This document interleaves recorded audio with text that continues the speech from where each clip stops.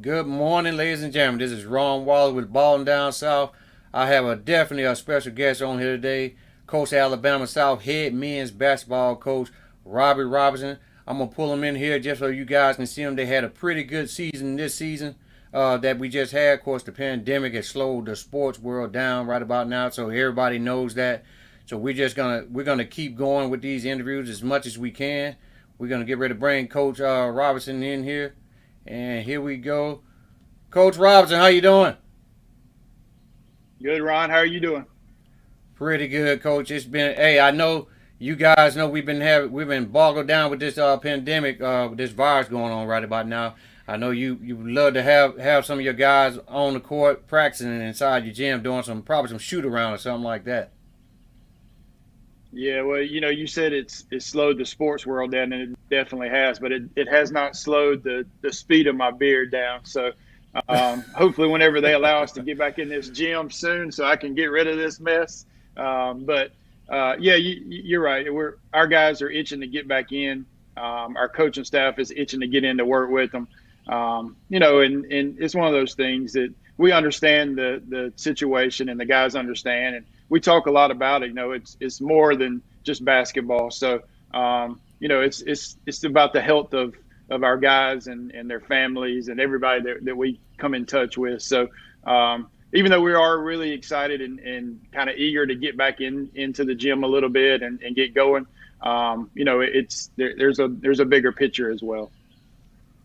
Well, Coach, let's talk a little bit about the season you had before it got halted. You guys made it to the NJCAA playoff in your region, the Southern region. Just talk a little bit about how the season went. Yeah, well, we really didn't know coming into the season, what we had. We lost the Southern Division Player of the Year in Tyreek Purvis the year before. We lost the number 2 rebounder in the country in Zach Varnum before. We lost Glenn Robinson, 6'5", 6'6" wing for us that signed with Kennesaw State. So 3 major parts of our team. And then Tyler Stallworth decided to transfer out right at the last minute. When he got on campus, we kind of started moving him a little bit towards the point guard spot, and he just kind of took that spot over as a freshman and really excelled in it and really started garnering a lot of Division I interest at 6'5" and a big strong athlete. So we lost a lot of production, a lot of minutes on the floor when those 4 guys played a lot of minutes the year before. So we really didn't know what we had coming into last year. We knew we had a lot of young guys that were talented and eager to get their time on the floor. So we knew that they were hungry and excited. And then those guys, man, they just kind of bought into what we were asking them to do. It turned into a nice season for us, and we ended up playing a lot of freshmen guys, a lot of young guys, a lot of freshmen. We got all those guys coming back next year. So, Wow. as the year went, we kind of built on. When we started the season, we kind of said, "Hey, look, this is going to be a 2-year thing.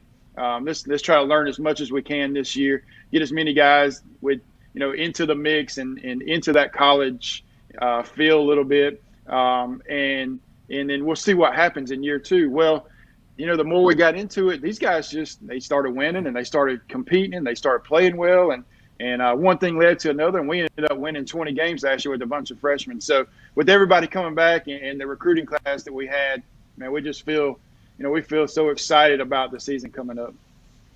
And talking about that recruiting class, number 1 on the list, 6'6" Braxton Williams. Talk about him a little bit. Yeah, well, Braxton's a guy that we recruited probably for 2 or 3 years now, and he's just unbelievable person. Number 1, unbelievable family. Does what he's supposed to do in the classroom, in the community, and then on top of that, he's a 6'6" athlete that plays on the rim, can shoot the 3, handles it. He can defend multiple positions, which we love. We love to switch defensively and really defend all over the floor. So he can do all that, and man, he was kind of the one that we wanted to start with. And as soon as we got the verbal and signed him in the early period, he started helping us, reaching out and recruiting these other guys and helping us recruit these other guys. And I give a lot to him with this class that we had come in. He's the one that kind of brought it all together. They wanted to play with him, and hats off to him. He kind of took a chance on us when he could have waited through the process. He probably could have got multiple offers and a lot of attention, being the kind of player he is. But he was comfortable with us. He was comfortable with our style and with our coaching staff, and his was comfortable with us. So hats off to him for kind of making a decision, sticking to it, and he's been great. He's I know we're going to kind of get into this, but we have some virtual workout stuff that they're doing, and he sends his in and gets back to the coaches the first one most of the time. So what a great kid, and man, we can't wait to get him on campus and get him started. That sounds like some leadership traits in that kid, in Braxton Williams. If he's leading by example, so he's getting his stuff in. And Braxton was able to help Thomasville get to the state playoffs in basketball this past season. Of course, they didn't win it, but he helped them out a great deal. And you got 6'6" Timmy Williams, 6'6" Mr. Oliver, Adres Oliver, Alonzo Wright, 6'7", Austin Kelly, 6'7", and Alfonso Hire, 6'7". Talk a little bit more about those guys. Yeah, so we felt like one of the things that we needed was size. We felt like we had really good guards coming back in Vincent Douglas, Manny Patrick, Lou Williams, Melvin Baker from Independence, Louisiana. So we felt like our guard play was really good, but we needed some size. We needed some size at the bigger guard spots, and we needed some size around the rim. So Coach Neil Lanier does an unbelievable job. I think he's the best in our business at what he does. He's an unbelievable recruiter, and he just knows everybody around this area, and I don't really have to do much with it. I just kind of finalize the deal. He tells me who to go get, and we go get him. And but what an awesome person we have on our staff. But one of the things that we sat down and talked about was having more size and being bigger around the rim, and we kind of met that need with those 4 or 5 guys that you named. And we also added Kedrick Turnipseed from Sumter Central kind of late here. And, man, I think he got 26 or 27 a game last year for Sumter Central. And we all know how good that program is with Coach Mitchell, what he does up there. So we're excited about these guys. And if they can come in and kind of learn from these guys that have been there and done that a little bit, the sophomores that we have, and then contribute, a little bit and see what happens. I think we have a chance to to have a special year. Well, one thing that I've noticed that you and your staff have been able to do over there at Coastal Alabama South is that you guys continue to recruit year after year after year. That since your tenure, you've been there so far, and some of the guys you're getting, some of these bigs on this list, they're not your normal big. They're like hybrids. They can play other positions. The 3 to 4, they can dribble the ball, they can pass it, rebound. So, you got some athletes out there. Talk a little bit about the academic side. What is your take on that and where you want your players? Yeah, we're a little bit different than some junior colleges. We academics is high on our list, and our administration wants us to bring in high academic guys. And, it's very important for us. And we don't have a standard. We don't have a number that they have to meet on the ACT score or anything like that. But for our program, we want guys that understand the importance of going to class, the importance of making the grades, and not having to worry about that. So many times you see guys and you read about it, and they come down to the last little bit, and they're struggling in the classroom, and they don't get the offers that they want because they're either having to go the next summer to finish up, or someone doesn't want to take a college or university doesn't want to take a chance on waiting on them. But our guys have been great in the classroom. I think our GPA over the whole year was 3.2 or 3.3 for every one of our guys.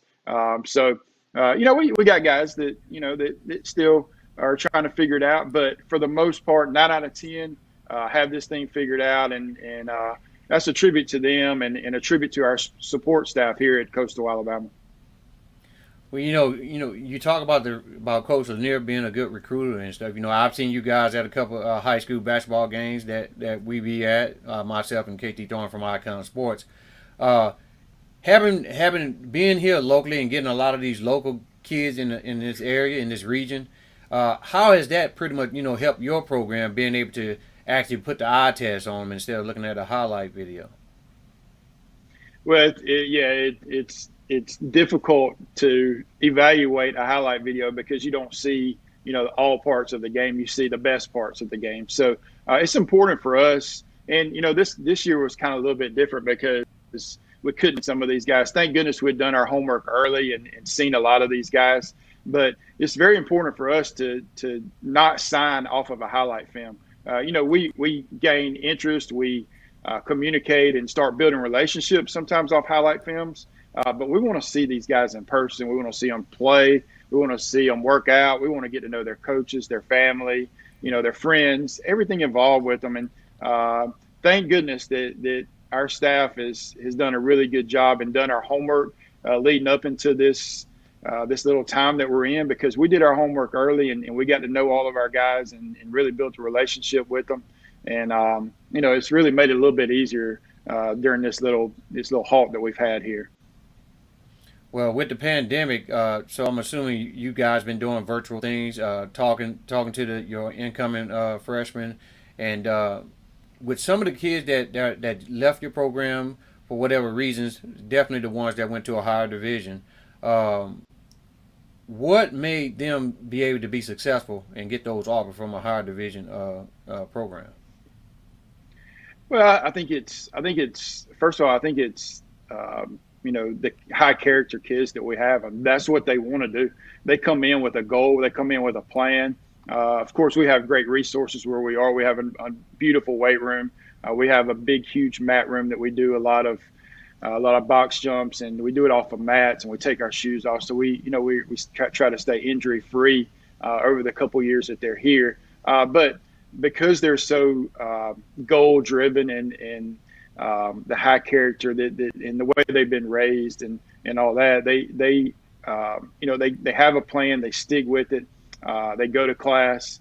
They get extra lifts in. They get extra gun sessions in. I can't tell you how many times we leave practice. We usually practice late in the afternoon, so I can't tell you how many times we leave practice an hour or two after our team has left the floor, and we'll walk back by the door, walking out to our vehicles, and there'll be 5, 6, 7 guys still in there shooting off the gun, getting extra work in. We'll walk by the weight room in the mornings before we get started, and there'll be 2 or 3 or 4 guys already in the weight room getting an extra workout in before we get going. So when you got guys like that, it's nice to win 20, and it hurts to lose 7. But when you got guys that are working extremely hard and giving their all for your program, you can take those 7 a little bit easier whenever you got guys like that. Well, I know, a few months back, breaking news came out. You now have on your coaching staff Coach Cedric Yeldon from Daphne. He was a South Alabama graduate, still in the Hall of Fame at South Alabama. How will you be able to utilize him and the talents and the tools that he has to help you out your program? Well, I tell you what I'm gonna do. I'm gonna get my pad and pencil out, and I'm gonna take notes from what he does. He's gonna have a huge role in our program, and you hear all the time guys go out and they go to conferences and they go to professional development and try to learn more about the game. Well, what a neat resource we have. This Cedric Yeldon coming in and being a part of our program. So I'm gonna hand him my whistle and I'm gonna hand him my keys and I'm gonna sit back and I'm gonna watch and take notes. And but we've talked a lot, and he wants to get on the college level, and he felt like this was the time in his career and his life that he could kind of make that transition. And he's gonna be a head coach one day. He's gonna be a head coach soon in our hopefully not in our league because we're gonna have to go against him, but somewhere in the college ranks, he's gonna be a head coach. So. What a great blessing it is to have him there every single day. And again, this pandemic kind of cut him short coming up and working with our guys here in the spring. But he's excited. The guys are so excited to have a chance to learn from someone like Cedric. So what are the goals for your program this upcoming season? Whenever you guys are able to get back on the hardwood, we want to take the next step. We're ready to take the next step. We've won the Southern Division. We've won 20 games a year, I think the last 3 years, and 3 out of the 4 that we've been here. But we're ready to cut the nets down. We're ready to, our coaches are ready. Our administration is ready. Our players are just chomping at the bit. I mean, that's our ultimate goal, and that's what we work every single day to get to. And I can't tell you how proud I am of the guys. This not being on campus, it hurt everybody, but the way our dorm is, everybody lives on campus. Our players live on campus at our school. So during the summer, they usually go home. So we don't have access during the summer on most years. Whereas a lot of junior colleges and community colleges do. They most of the time live in Right. apartments. So they get to stay 12 months out of the year. Well, we have developed a plan to give these guys leading up and had no idea that this pandemic was coming on, but whenever they go home every summer, we give them a virtual plan in the weight room, extra individual stuff. So they have a plan. We had a plan in place. We gave it to them before we left for spring break, knowing that our school was probably going to shut down for the semester.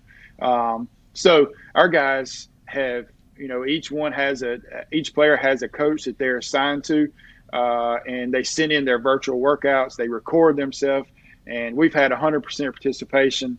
Unbelievable what our guys are doing with the limited resources that they have. They're using center blocks, they're using folding chairs, they're using car tire. I mean, just anything that they can get their hands on, and they're just, it's unbelievable watching our guys, and you can see their bodies change a little bit, and that just kind of gives me chills knowing that whenever they do get back in our weight room and our the capabilities that we have in our weight room and on the gun and in the gym and the individual development we're going to get from Coach Lanier and Coach Yelding. And, we're ready to take the next step. We really are. And, we're excited about the opportunity. We know it's going to be difficult.